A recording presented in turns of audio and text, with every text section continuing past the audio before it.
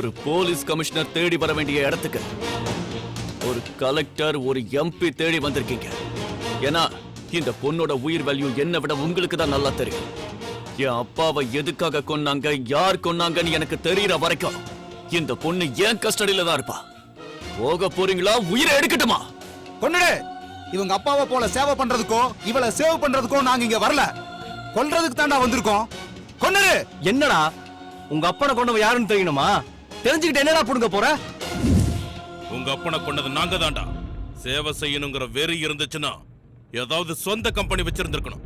ஆனா உங்க அப்பா என்னடி பண்ணா? எல்லாத்தையும் இலவசமா கொடுக்கறேன்னு எங்களை பகச்சுக்கிட்டான். சரி, எங்க அப்பா என்ன தப்பு பண்ணாரு?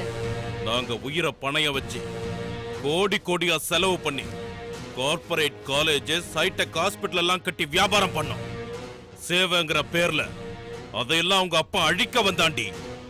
உங்க அப்பா ஒவ்வொரு நிமிஷமும் எங்களை நிம்மதி இல்லாம பண்ணிட்டான். எதுக்கு இதெல்லாம்? கொன்னுடு, கொன்னுடு. அடங்குடா. டெரரிஸ்ட்ங்கிற பேர்ல உங்க அப்பனையும் அவ அப்பனையும் தீத்து கட்டினது நாங்க தாண்டா. தெரியும். ஆனா சிஎம்க்கு, ஹைகோர்ட் ஜட்ஜுக்கு, மக்களுக்கும் தெரியணும்ல நீங்க தான் கொன்னீங்கன்னு. என் செல்ல ட்ரேஸ் அவுட் பண்ணது நீங்க இல்ல, நான் தான் உங்களை ட்ராப் பண்ணிருக்கேன். முட்டாள். அங்க பாரு.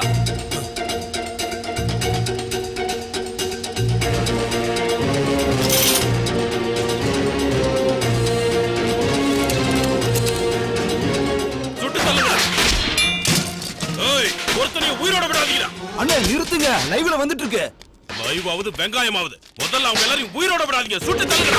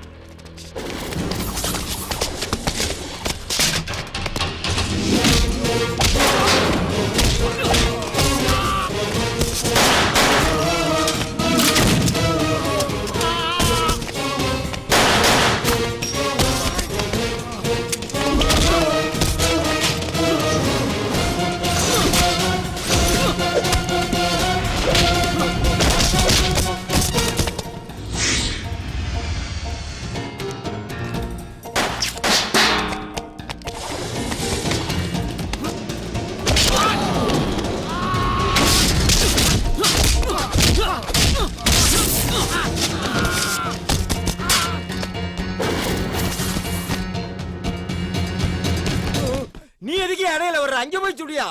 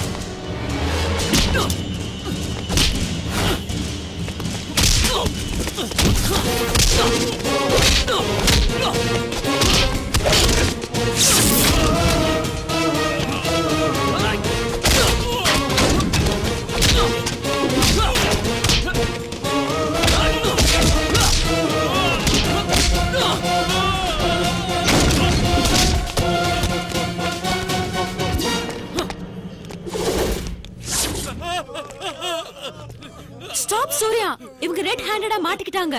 உனக்கு தெரியாது, இவங்க ஜெயில 5 ஸ்டார் ஹோட்டலா மாத்திடுவாங்க. தண்டனை இருக்காது, சுகபோகம் தான் இருக்கும். சட்டத்தை விலை கொடுத்து வாங்குவாங்க. இவங்கள தண்டிக்கணும் நான் போட்ட பிளான் தான் இதெல்லாம். நோ, அவங்கள போல நீயும் கிரிமினல் ஆயிடுவ. எங்க அப்பாவை கொன்னுட்டாங்களே, நான் இவனுங்களை பழிவாங்க நினைக்கல. எங்க அப்பாவோடது ஒரே ஒரு நம்பிக்கை, நான் ஐபிஎஸ் ஆபீசரா இருந்தா இந்த சிட்டில ஒரே ஒரு ஏரியாவாவது நல்லா இருக்கும் நம்பினாரு. இவங்களை கொன்னுட்டா எங்க அப்பா நம்பினது நடந்தே தீரும். எங்க அப்பாவோட ஆத்மாவும் சாந்தி அடையும். அதுக்காக நான் குற்றவாளி ஆனாலும் தப்பில்ல, செத்தாலும் பரவாயில்ல. வெயிட் a minute சூர்யா, எங்க அப்பாக்கு லட்சம் இல்லையா? அவரோட ஆத்மா சாந்தி அடைய வேண்டாமா? பாதி சிட்டி இல்ல, ஃபுல் சிட்டிய திருத்துற ஆப்பர்ச்சுனிட்டியை நான் தரேன். Trust me please.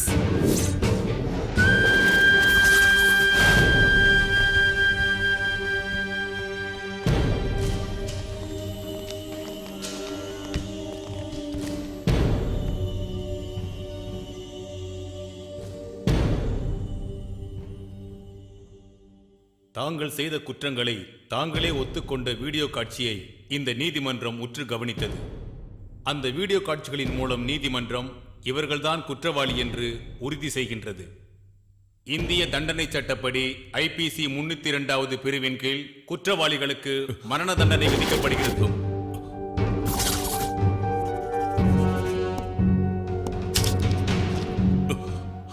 அதே நேரம் சூர்யாவை நிரபராதி என கருதி நீதிமன்றம் விடுதலை செய்கிறது.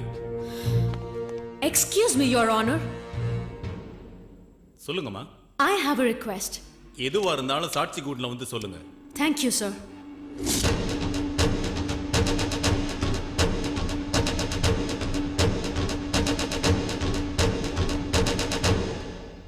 Your honor, எங்க அப்பாவை கொண்ட குற்றவாளிகளை தண்டிச்சிட்டீங்க. I am very happy. ஆனா எனக்கு என்ன நீதி கிடைச்சது? Your honor, I want compensation. You mean I want justice. Are you on clarification? I lost my father, who's everything to me in my life. உங்களுக்கு என்ன வேணும்? டோட்டல் இந்தியாவில் ஒரு half an hour live program கொடுங்க. 4 screens வச்சு ஒரு video conference arrange பண்ணுங்க. இந்த half an hourல வேற எந்த ப்ரோக்ராமும் இருக்கக்கூடாது. Sir, I need your permission for this, sir. என்ன? எங்க அப்பாவோட லட்சியம் ரொம்ப புனிதமானது. அத நான் நிறைவேற்றணும்னு ஆசைப்படுறேன். நீங்க என்ன சொல்றீங்க எனக்கு புரியல. இந்த நாட்டோட கௌரவத்தையும் இறையாண்மையும் காப்பாத்துற முக்கியமான parliament, media, assembly, supreme court bench இவங்க எல்லார் முன்னாடியும் என் கோரிக்கையை தெரிவிக்கிறேன். அதுக்கு உங்க பெர்மிஷன் வேணும் sir.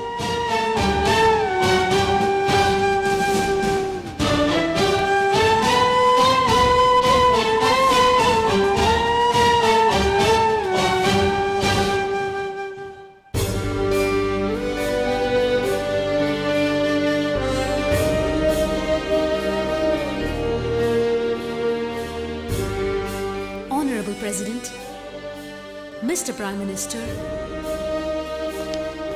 and Honorable Chief Justice of India. Thank you all so much for giving me an opportunity to express myself. I am Manjula, daughter of great industrialist Sri Lakshmi Krishna Prasad. எங்க அப்பா மதுரையில தான் பிறந்து வளர்ந்தாரு. அமெரிக்காவில் கோடி கோடியா சம்பாதிச்சார். தான் பிறந்த மதுரை சிட்டியை கோல்டன் சிட்டியா மாத்தணும்னு ரொம்ப ஆசைப்பட்டாரு. ஆனா அநியாயமா கொல்லப்பட்டுட்டாரு. எனக்கு சட்டமோ நியாயமோ தெரியாது. எனக்கு நடந்த அநியாயம் என் அப்பாவோட மரணம். இது ஜனநாயக நாடு. மக்களோட முடிவு எனக்கு தெரியணும். உங்க எல்லார்கிட்டயும் உரிமையோட ஒரு கோரிக்கை வைக்கிறேன். நான் கேட்கறது உங்களுக்கு அன்ரீசனபிளா தோணலாம். ஆனா நீங்க நினைச்சா இட்ஸ் பாசிபிள். என் அப்பாவோட ட்ரீம் ஃபுல்ஃபில் ஆகணும்னா அவர் பிறந்து வளர்ந்த இந்த சிட்டியை 3 மாசம் அன்கண்டிஷனல் லீஸ்ல கேட்டுக்கிறேன் சார். இப்படி ஒரு சட்டம் நடைமுறையில் இல்லையே. அதனாலதான் சட்டத்தை மாத்தி என் கோரிக்கையை நிறைவேற்ற சொல்லி கேட்கிறேன்.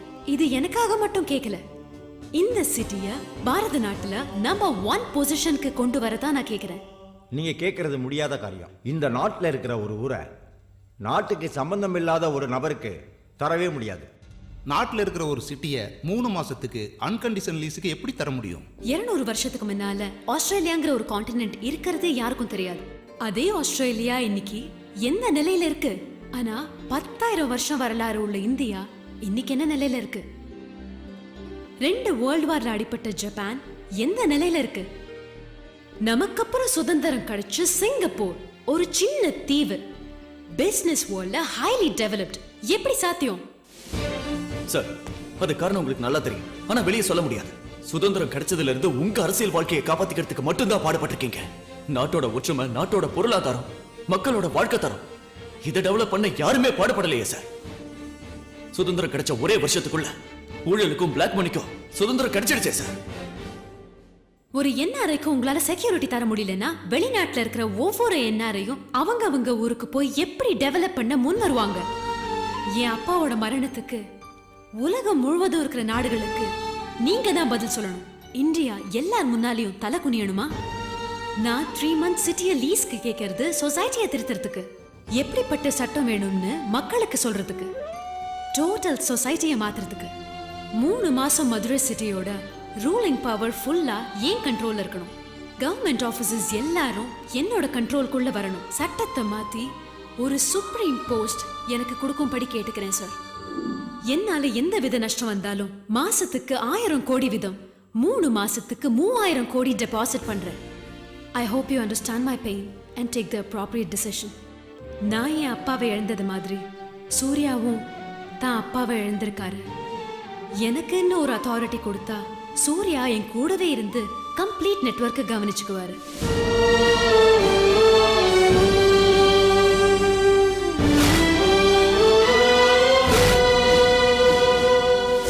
சிட்டியா லீஸு கேட்டாங்களா? ஏதோ வீட்டை ரெண்ட் கேட்ட மாதிரி இருக்கு. கிராம வளர்ச்சி தான் நாட்டோட வளர்ச்சின்னு சொல்லியிருக்காங்க. அப்பெல்லாம் கிராமங்களை தத்தெடுத்து டெவலப் பண்ணாங்க. அதே மாதிரி மதுரை சிட்டியை லீஸுக்கு எடுக்கிறதுல என்ன தப்பு இருக்கு? இன்னைக்கு வரைக்கும் பாண்டிச்சேரிக்கும் கோவாவுக்கும் இன்னொரு நாடு ஹெல்ப் பண்றது எல்லாருக்குமே தெரியுமே. அனாதைகளை தத்தெடுக்கிறத பாத்திருக்கோம், விலங்குகளை தத்தெடுக்கிறத பாத்திருக்கோம். யாரோ வந்து சிட்டியை தத்து கேட்கறாங்களே, என்ன அது? கமிஷனர், கலெக்டர், அரசியல்வாதிங்க யாரும் நம்மளை காப்பாத்தல. நம்மளை காப்பாத்துறதுக்காக சில நல்லவங்க லீஸுக்கு கேக்குறாங்க. குடுக்கறதுல என்ன தப்பு இருக்குதுங்கிறேன். தப்பு இல்லதான், ஆனா இவங்க கரெக்டா பண்ணுவாங்கன்னு என்ன கேரண்டி? இவங்களும் தப்பு பண்ணா நடு ரோட்ல தூக்குல போடுங்கன்னு கோர்ட்ல சொல்லுங்க. என்ன சார் ஒரே நைட்ல ஹீரோ ஆகணும்னு நினைக்கிறாங்களோ? அப்புறம் எதுக்குங்க தேர்தல்? அப்புறம் எதுக்குங்க ஓட்டு? அனுமதிக்க கூடாதுங்க. அமைதியா இருங்க. அனுமதிக்க கூடாது. நாங்க ஒத்துக்க மாட்டோம்.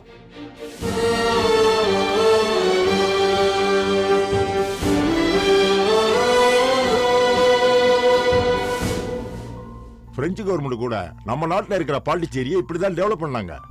இதே மாதிரி பொசிஷன்ல தான் டையூ டாமன், கோவா, யானம் போன்ற பகுதிகள்லாம் இன்னைக்கும் இருக்கு. பிரிட்டிஷ்காரங்க 99 வருஷத்துக்கு ஹாங்காங்க லீஸுக்கு எடுத்து அக்ரிமெண்ட் காப்பி. இந்திய வரலாற்றில் முதல் முறையாக ஒரு புதிய திருப்பம் தொடங்கி இருக்கிறது. நாட்டிற்காக தன் தந்தையை இழந்த மஞ்சுளாவிற்கு நஷ்ட ஈடாக அவரின் கோரிக்கைப்படி மதுரை மாநகரத்தை 3 மாத லீஸுக்கு அவருக்கு தரும்படி சுப்ரீம் கோர்ட் பெஞ்ச் உத்தரவிட்டுள்ளது.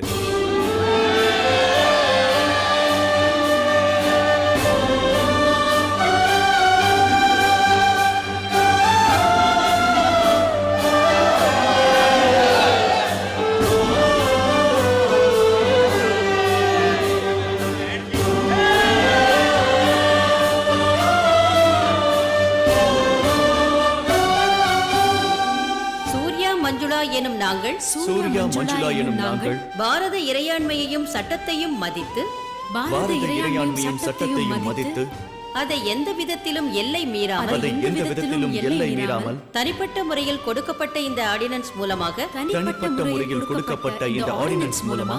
எங்களுக்கு வழங்கப்பட்ட இந்த மதுரை சிட்டி லீஸை எங்களுக்கு வழங்கப்பட்ட இந்த மதுரை சிட்டி லீஸை நல்ல முறையில் நிறைவேற்றுவோம். எந்தவித எல்லை மீறலுக்கும் போக மாட்டோம் என உறுதியளிக்கிறோம்.